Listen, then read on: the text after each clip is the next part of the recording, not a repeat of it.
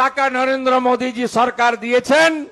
18,641 কোটি টাকা নরেন্দ্র মোদীজি দিয়েছেন কলকাতা মেট্রোর জন্য।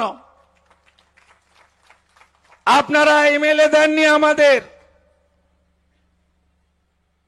আমাদের এমপি দেননি, কিন্তু আমাদের প্রধানমন্ত্রী রাজনীতি ওভাবে করেন না।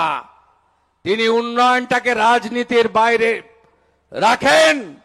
তাই তিনি কলকাতা, যে কলকাতা স্বামী বিবেকানন্দের জন্মভূমি, যে কলকাতায় বিশ্বকবি রবীন্দ্রনাথ ঠাকুর থেকে শুরু করে অনেকেরই কর্মক্ষেত্র ছিল, সেই কলকাতাকে তিনি মেট্রো নেটওয়ার্কে জুড়ে দিলেন কত?